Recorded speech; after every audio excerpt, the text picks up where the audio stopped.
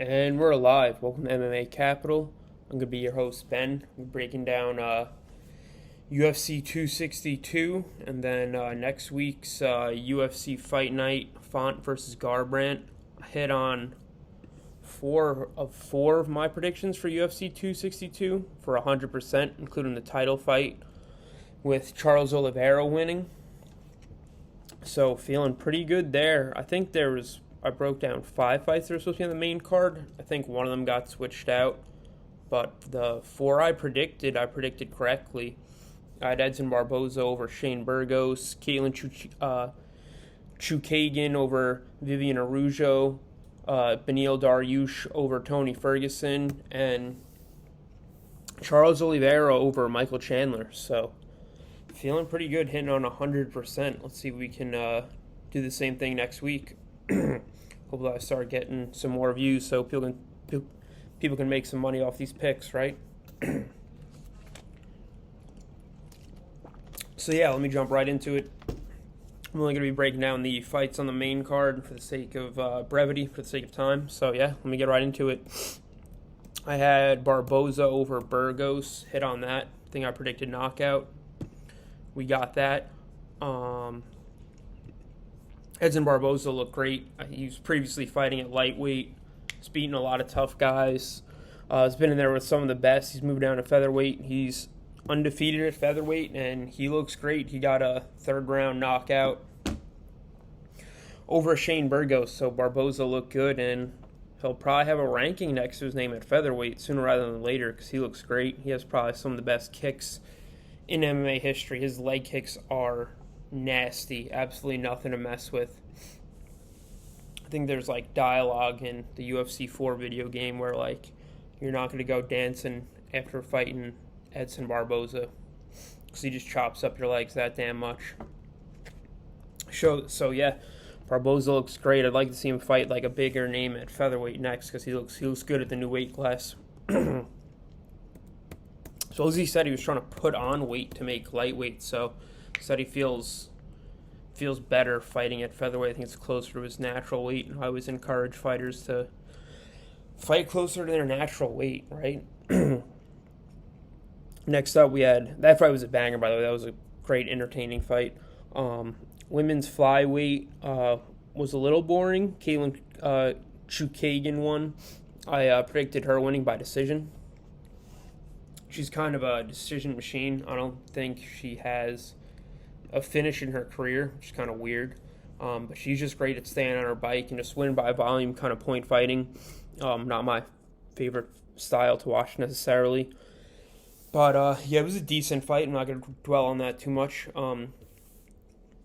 This girl, Chukagian, I know has already fought for the belt once against Valentina Shevchenko and lost, so she might get a title shot, a second title shot again soon, because right now I think she's ranked number 2.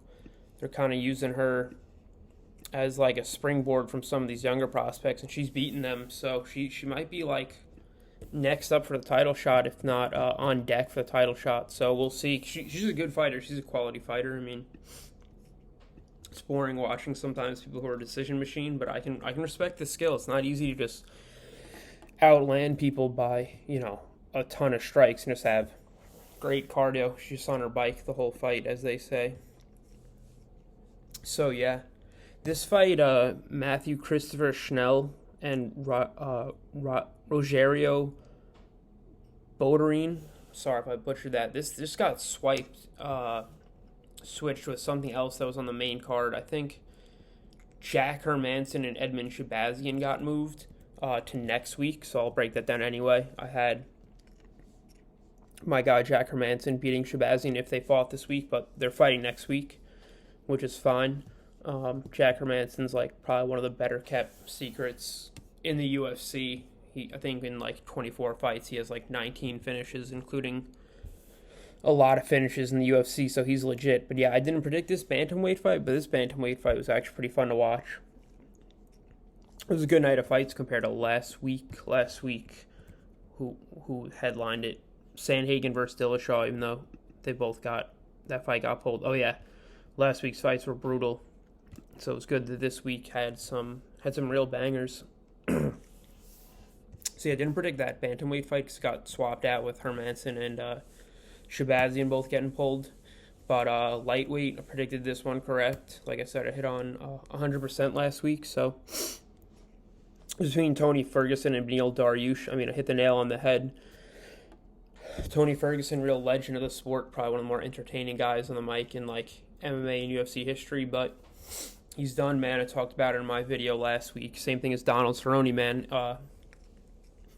MMA, being a professional fighter, is all about that explosion in athleticism. Once you kind of lose that first explosive step and you just look slow in there, your time is done. I mean, the problem with a guy like Tony Ferguson or Donald Cerrone or Tyron Woodley, who just got cut, it's not like they're getting slaughtered in there, like they're getting knocked out in a second, but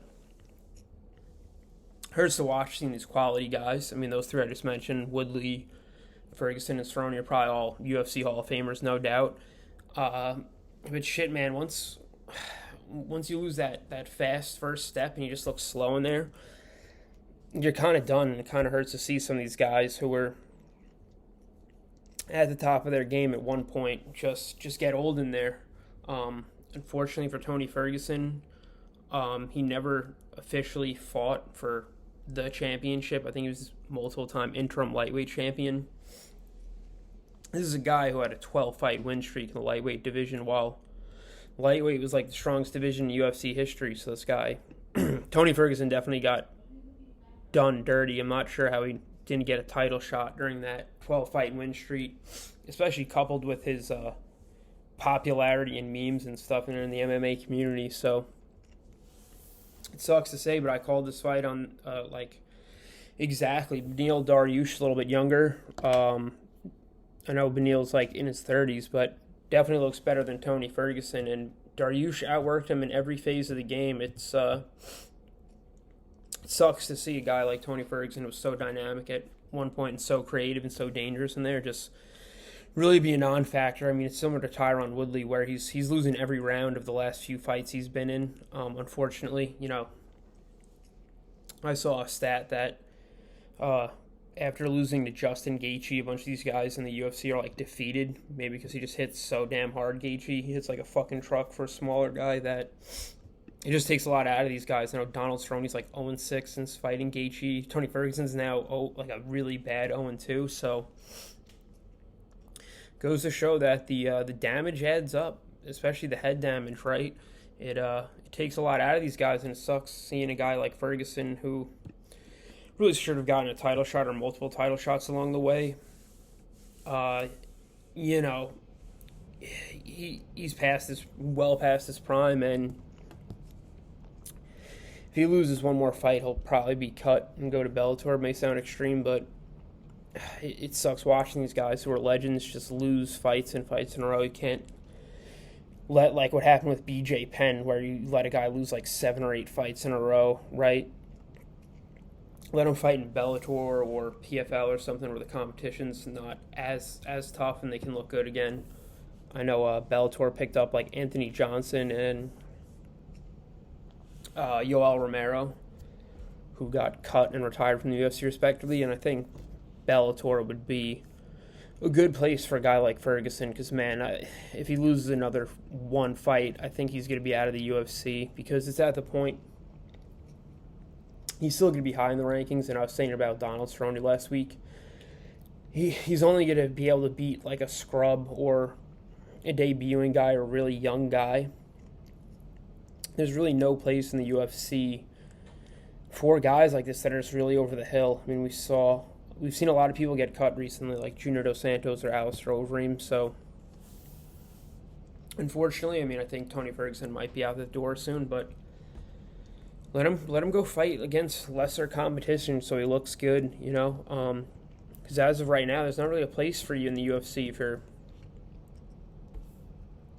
Tony was ranked, in the top 1 or 2 before that Gaethje fight. Now he's like 3 to 5, and now he's going to be even further back. So, I mean, he's just getting knocked further and further out of the rankings. I'd say he's got a fight or 2 left. I mean, with what he's shown, it's not like he's magically to turn it around and be explosive and dynamic again, right? Similar to like the NFL, where so much of it is predicated on you being explosive and athletic that once that athleticism goes, there's really no place for you, right? Unfortunately, so sucks to see, but I hit the nail on the head. Beneil Dariush just outclassed him in every area, and this guy Beneil Dariush, he's probably gonna fight for a title in like 2 fights. He'll probably fight someone else big soon, and then fight for a title because he deserves it. He's on a win streak. Beneil Dariush's got everything. He's got good striking. He's got good wrestling. He's like a credentialed jiu-jitsu competitor. So this guy's got everything. He looks good. Happy for him seeing a guy who's like not the biggest name with casuals kind of shoot up the rankings just off merit alone. So yeah, Beneil Dariush is a real deal, and I can see him fighting for the title in like a fight or two. He's been active. He's fought a lot in the last year and a half, so you think you have to reward that. And then the title fight, I predicted this correctly too. I said Oliveira by submission against Michael Chandler. A few of my friends I spoke to, and a lot of people thought Chandler was going to win this fight. I think he was a slight underdog on the odds makers, but it seemed like the general public really had Chandler winning this fight. Like the other title fights that I've hit on correctly. I think I'm 100% on title fights and started breaking down these fights. These title fights often come down to who's like the better martial artist or the better all-around fighter, which is definitely Oliveira.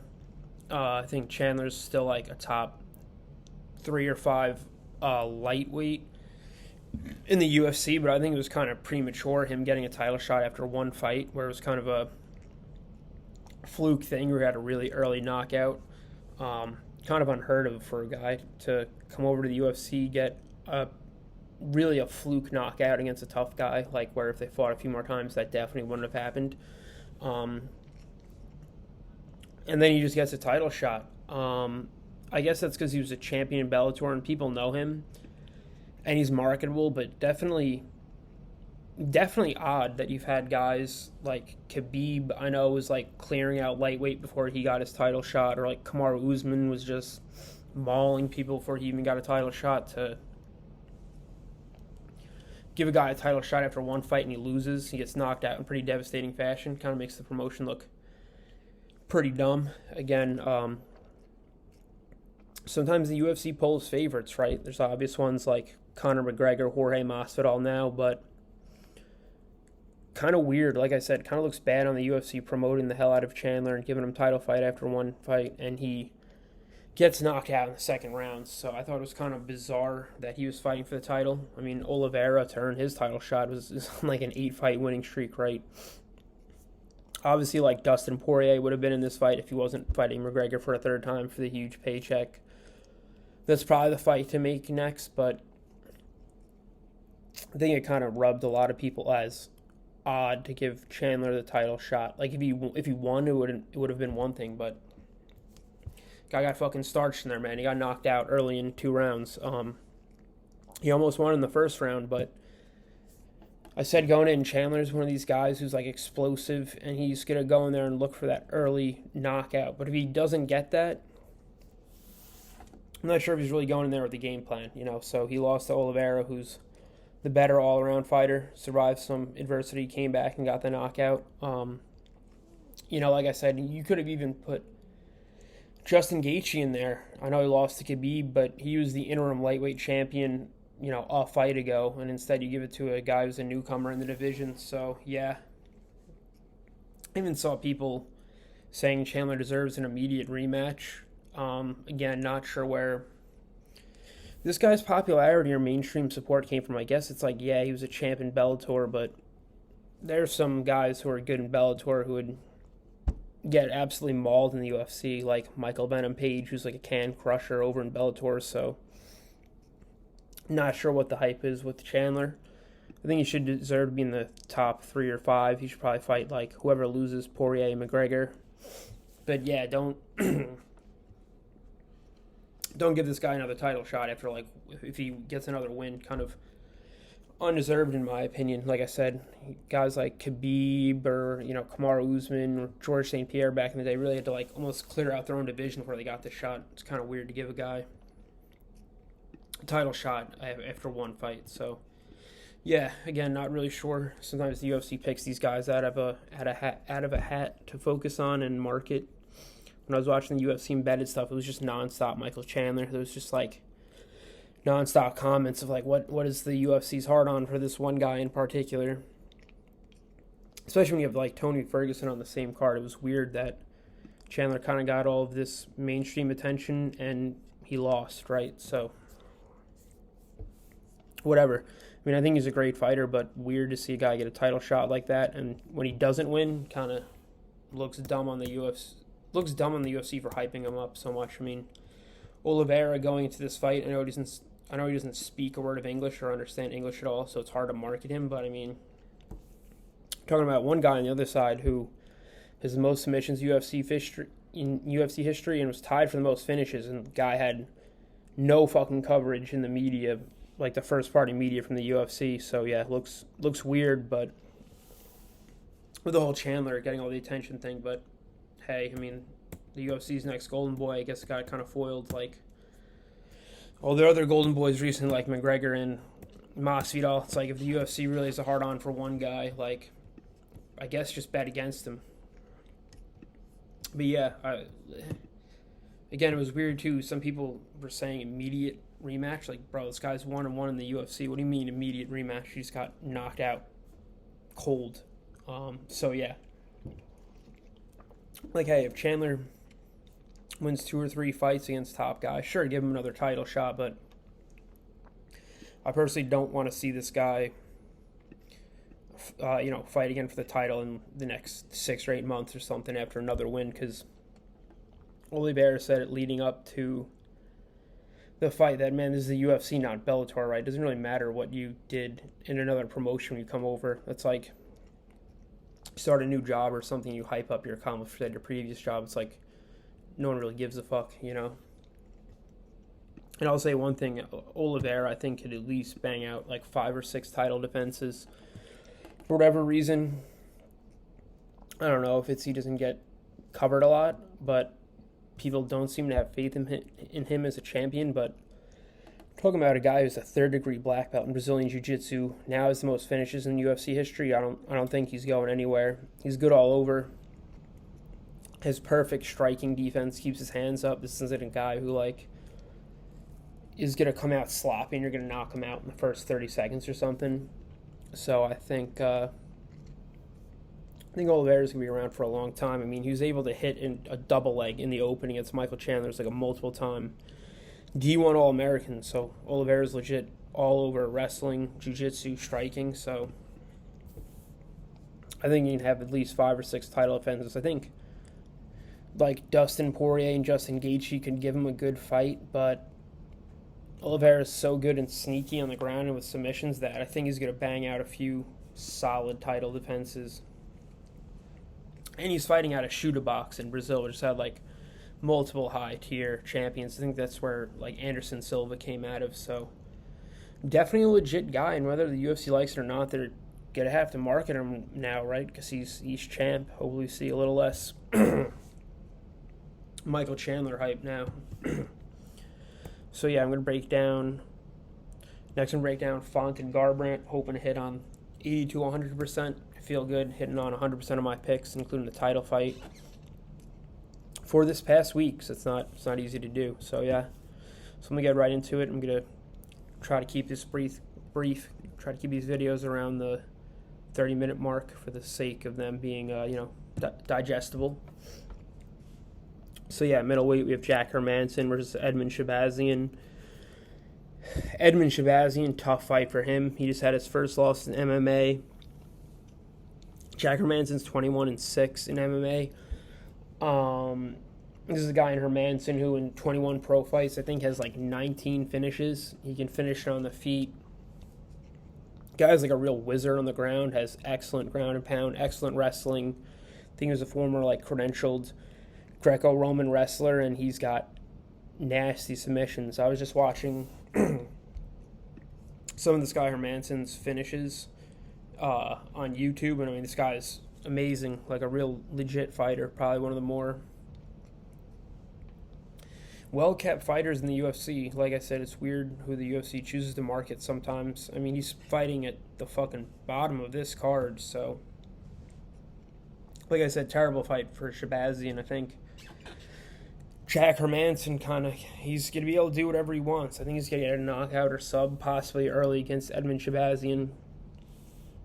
This kid Edmund Shabazzian is young and he's talented, like he has a high ceiling, but man, the UFC doesn't do you any favors, especially coming off your first loss as like a blue chip prospect. They really want to test you and see if you can bounce back, which I don't think he's going to do against a guy like Hermansson, who's seasoned and good in every area, like super strong in every area. So tough fight for Shabazzian. Shabazzian's also had a horrible camp with Ronda Rousey's former head coach, who's suspect at best in terms of his MMA coaching. So if he loses this fight, he should probably get the hell out of, I think it's like Riverside MMA or something in California, and head to American Top Team or something. Get the hell away from that toxic coach who ruined like Ronda Rousey's career and her husband Travis Brown. So I don't think this guy Shabazzian's gonna have a pretty night against Hermansson.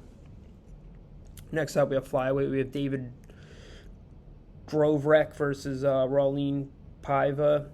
I'm gonna flip a coin on this one. I don't really know either of these guys. Unfortunately, I'll go David Dobrik knockout. Flyweight, definitely one of the weaker and like under-promoted divisions, if not the most under-promoted division. They're constantly bringing guys in and out, trying to beef up the division. But yeah, definitely doesn't have some more well-known fighters in the UFC. Next up, we have women's featherweight, Felicia Spencer versus Norma Dumont. Felicia Spencer just looked pretty good in her last fight against Amanda Nunes. I mean, she survived for 5 rounds in there, where Amanda Nunes has knocked a lot of people out cold. I mean, Amanda Nunes in her last fight looked so dominant, got the woman she fought like immediately cut from the UFC. Talked about in my last video that Megan Anderson, who fought Amanda Nunes last at featherweight for the featherweight title, looks so bad in there. I've never seen anyone look worse in like one of the major MMA promotions, like ONE or Bellator or the UFC. I mean, this chick, Megan Anderson, looked like she had no martial arts experience in striking or grappling. It's how dominant and scary Amanda Nunes is. It was like the last fight on Megan Anderson's contract, and she was hyped in coming in, and the UFC just did not extend her or even offer anything. It's how bad she looked. And Felicia Spencer survived in there against Nunes, so I think she's legit. I mean, hell, if she wins this fight, she might fight for the belt again, because they have almost no one fighting at featherweight in the UFC for women. So this is going to be another kind of coin flip. Justin Tafa versus Jared Vandeera. I'll go Jared Vandeera by knockout. Again, if I don't really know the guys too much or at all, I'll just flip a coin just for the sake of brevity. It's unfortunate, but I can't know everybody. Next up, we have Jan J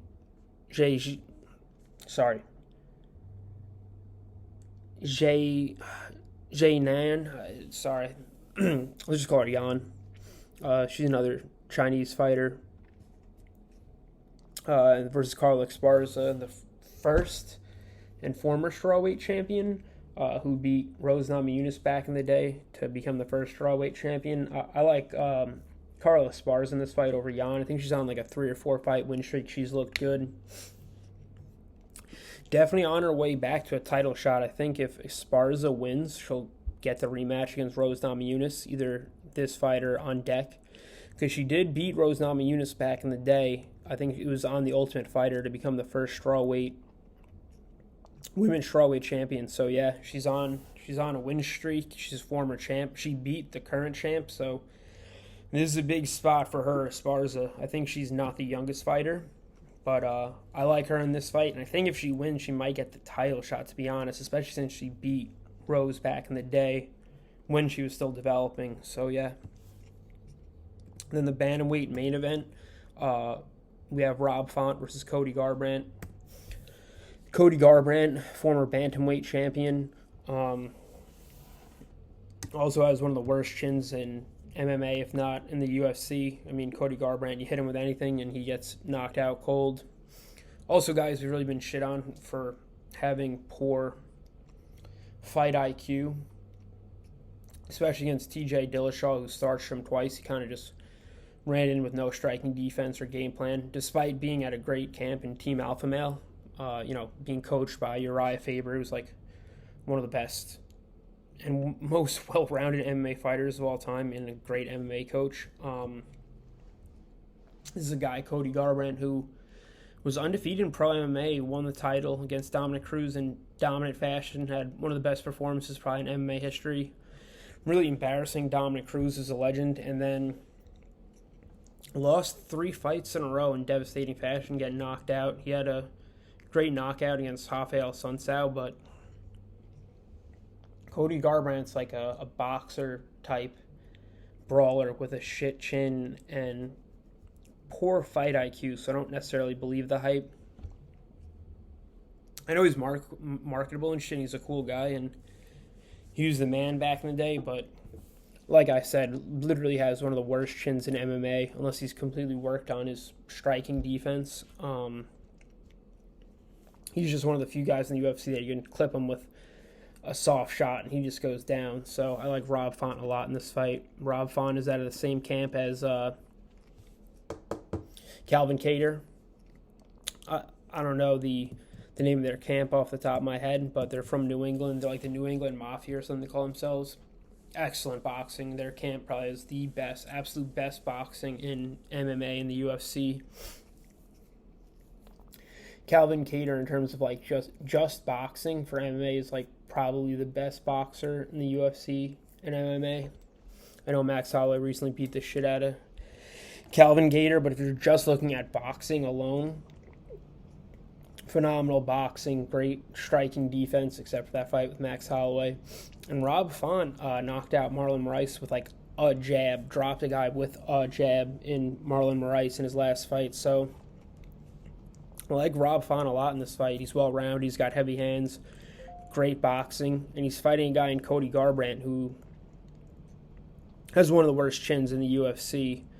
And, is a guy who just gets punch drunk in there. If he thinks he's got a guy hurt, he'll just run in with his hands down and get caught by something. To be fair to Garbrandt, I know he took a lot of time off, and he won his last fight in cool fashion, but I don't know, man. Like, if you get knocked out 3 times in a row in like pretty devastating fashion, hard for me to root for you unless I see otherwise. I mean, his previous fight, I think, only went 1 round. I'm interested to see if he can keep his hands up and have good fight IQ, because this guy, Rob Font, hits like a fucking truck for bantamweight. So, and he's great, like, technical boxing. So, nightmare matchup for Cody Garbrandt. And I like Cody Garbrandt as a fighter. He's, like, super entertaining, but just not a good matchup for him. Like I said, I think they call themselves the New England Cartel, but they have like legit beautiful boxing, like would impress like high-end professional boxers with how clean and crisp their boxing is. So yeah, those are my predictions.